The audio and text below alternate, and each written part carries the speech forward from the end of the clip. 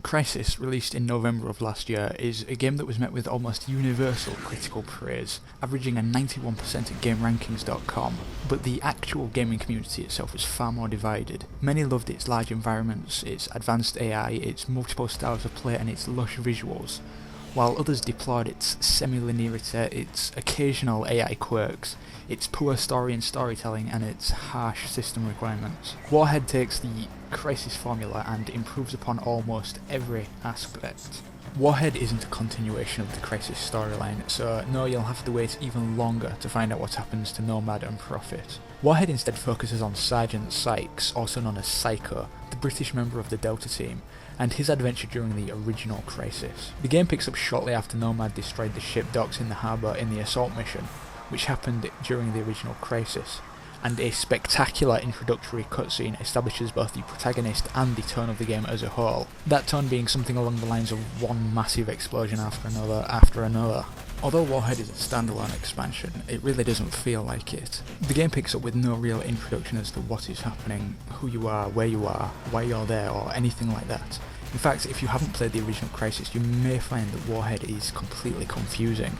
Characters like Nomad and Prophet are mentioned without any real explanation as to who they are or what's happening to them, and major events like the introduction of the aliens and the flash freezing of the island are given only cursory introductions, which would just add further confusion. But story and storytelling weren't exactly Crysis' strong points, so this isn't especially a major deal, and to be fair, most of the people buying Warhead probably will be familiar with the original Crysis. Warhead does actually put a much stronger focus on storytelling than Crysis did, through in-game dialogue, which is essentially just radio chatter, most of which doesn't really add much to the experience, and through frequent cutscenes. These cutscenes are often extremely cinematic, and are largely used as a character building device for Psycho. Through these scenes we get to see that he's an abrasive man, but he's a man of honour. In one scene in particular we see Psycho disobeying a direct order not to rescue a downed American pilot in trouble, and then later we see Psycho saving the life of a North Korean soldier who was about to be executed. Despite this stronger focus on characterisation, the North Koreans are still conveyed as being absolutely evil, as they torture and attempt to execute prisoners of war, which feels more than a little manipulative. These cutscenes take place mostly in third person, and while they show off the spectacular facial details and allow the characters to convey emotion or thought that might otherwise be lost in first person, third person cutscenes strike me as contrary to the immersiveness of first person games. Many of Warhead's moments are so spectacular it's easy to imagine them coming straight out of a Hollywood movie, but one moment I feel like I'm in a Hollywood movie and the next I feel like I'm watching a Hollywood movie, and this constant shifting around detracts from the overall experience.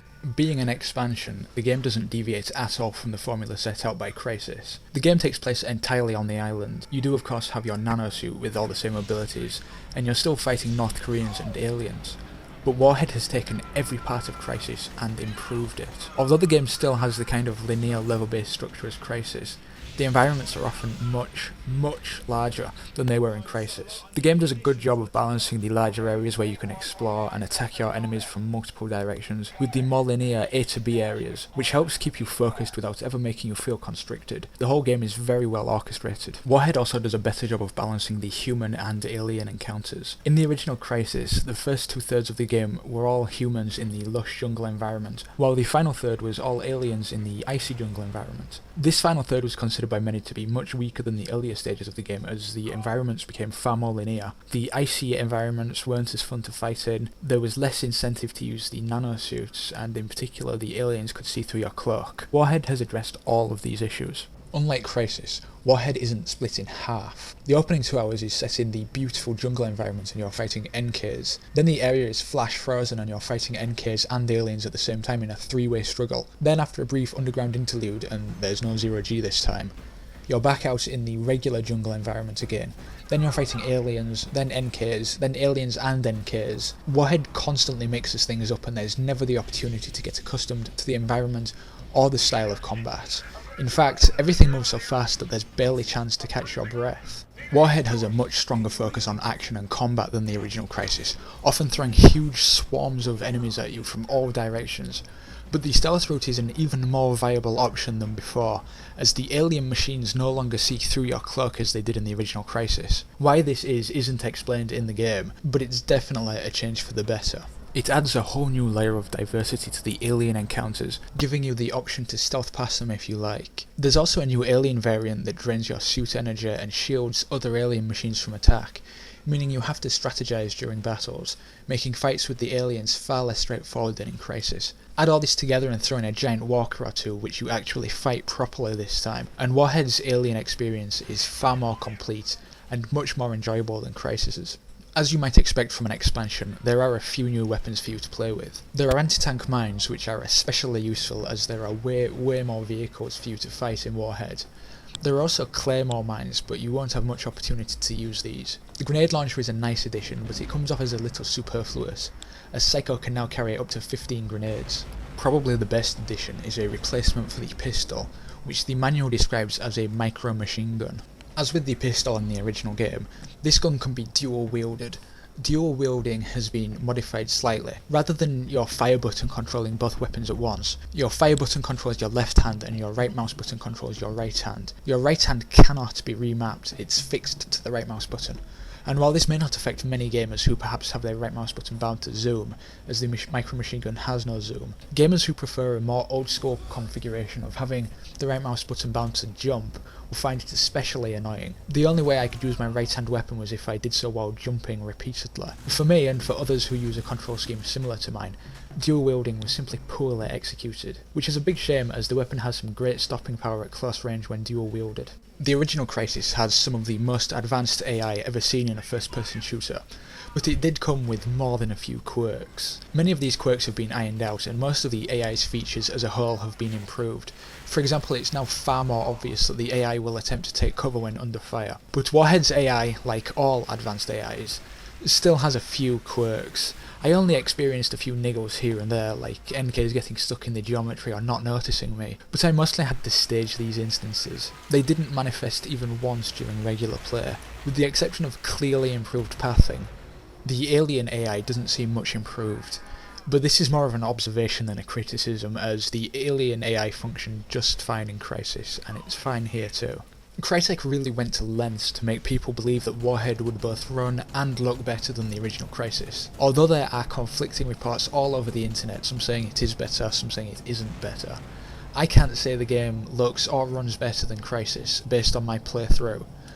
The game looks pretty much the same as Crysis, but understand that by that I mean it's the best looking game ever made, and I noticed no performance improvements, and actually occasionally dips in performance compared with Crysis. This is understandable and to be expected. The environments are consistently larger, there's more in them, and there's far more going on all at the same time. But I can't say that the game gave my 8800 GTS any real trouble. The audio is much the same as Crysis, which is to be expected from an expansion. But one nice and very unexpected surprise is the revamped musical score. Taking a page out of Fear's book, there's excellent combat music featuring heavy drums, which makes everything feel faster paced, and it adds a lot to the atmosphere. Warhead has some of the best music I've ever heard in a first-person shooter. Another neat little touch is that Psycho's nanosuit speaks with an English accent when using the female voice. As with the original Crysis, Warhead is a very flexible game, and how long it lasts will depend entirely on how the player chooses to play the game. My playthrough took me slightly over 7 hours, playing at difficulty 3, but I can see the game being finishable in as little as 4 hours. And as with Crysis, Warhead has a lot of replay value as you explore different ways of killing your enemies and different ways of playing the game. Crysis, and Far Cry before it, had somewhat lacklustre multiplayer support and only a small multiplayer community. Although I personally thoroughly enjoyed Crysis's multiplayer for a time, it was nevertheless overshadowed by dedicated multiplayer shooters like Team Fortress 2 and Call of Duty 4. Warhead has set out to overcome this. Packaged almost as a standalone game, coming on its own disc and with its own installer, Crysis Wars is Warhead's multiplayer component, and it still can't compete with Team Fortress 2 or Call of Duty 4. But the nanosuit does add a very interesting dynamic during combat. Most of my time was spent either sneaking up on guys while invisible or getting sneaked up on by guys who are invisible. But fun though it is, it can grow old pretty fast. Crysis Wars makes Warhead a sweeter deal than it already is, and it's definitely worth checking out, if only to get your full money's worth out of the game. But fans of multiplayer shooters are better off looking at dedicated online shooters. Like Crysis, Warhead is primarily a single-player experience. Ultimately, Warhead is what you'd expect from an expansion pack out of Crytek. It fixes everything Crysis did wrong and it improves everything Crysis did right. If you didn't like Crysis, Warhead isn't going to change your mind, but for those who loved Crysis, there is simply no reason at all to not buy Crysis Warhead.